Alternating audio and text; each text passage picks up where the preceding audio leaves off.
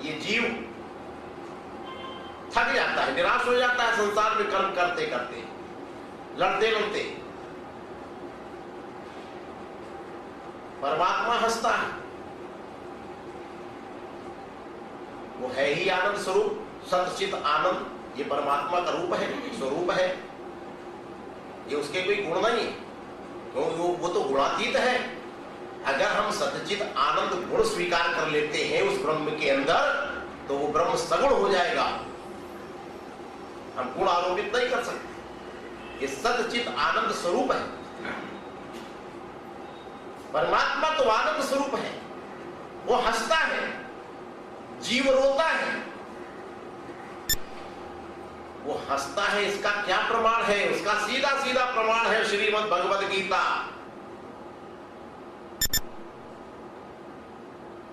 अब ये श्रीमद् भगवत पुल्लिंग शब्द है, गीता आकारांत स्त्रीलिंग शब्द है पीछे। अगर संस्कृत का थोड़ा बहुत भी ज्ञान होगा, जिसको बैठा हुआ वो समझ पा रहा होगा मेरी बात को। इसीलिए लड़कियों के नाम हम गीता पर रख देते हैं ना, गीता, क्योंकि ये आकारांत स्त्रीलिंग शब्द है।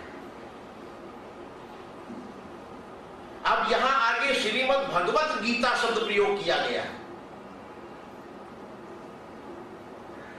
इससे हम भगवान की गीता ऐसा नहीं कह सकते। अगर ऐसा होता तो श्रीमद् भगवताया गीता शब्द होता इसमें, स्त्रीलिंग में।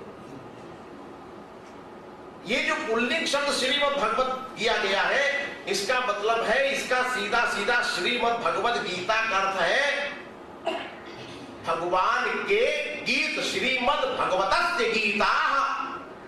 गीता शब्द, गीत शब्द का, गीत माने होता है सॉन्ग्स, गाने, भजन, जो आप गाना गाते हो ना, गीत। इस गीत शब्द का अगर बहुवचन बनाओ, गीत शब्द एक वचन, और जब बहुत सारे अनेक गीतों को एक साथ में लिखना होगा बहुवचन में, तो इसका गीत शब्द का बहुवचन बनता है गीता।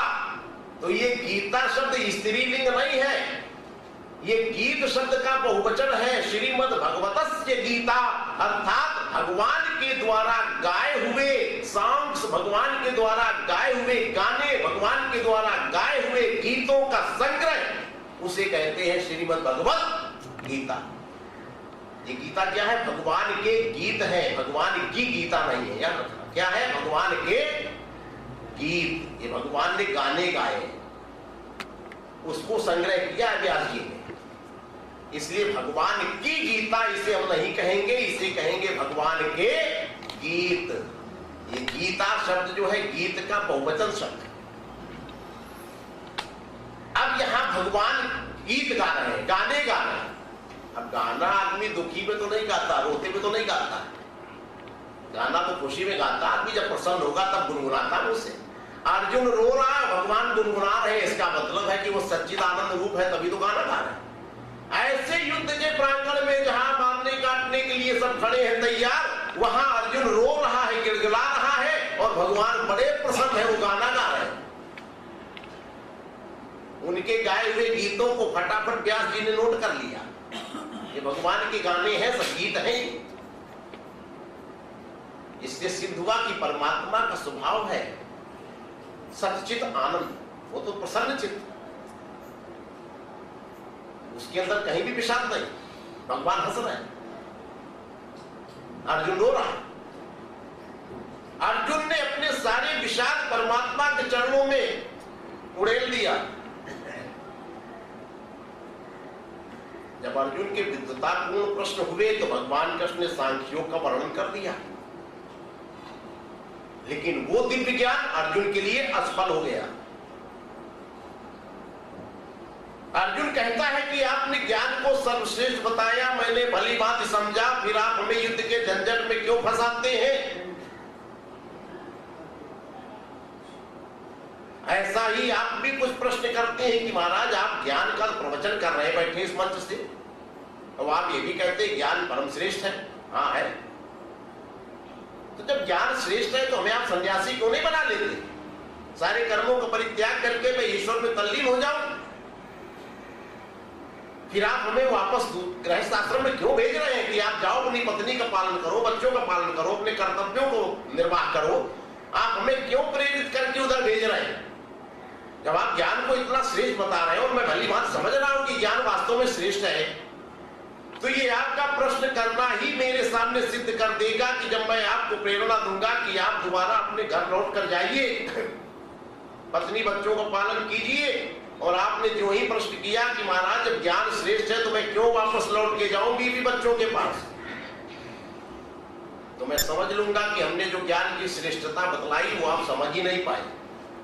वही चीज भगवान कृष्ण अर्जुन के सामने रखते हैं कि परम ज्ञानी तत्ववेता जनकादिक भी ज्ञान होने के बावजूद भी कर्म कर रहे हैं, लेकिन कैसा कर्म है वो? आसक्ति रहित। अभी की श्लोक में आपने देखा जो पढ़ा गया, मैं उन्हीं की व्याख्या आपके सामने प्रस्तुत कर रहा हूं।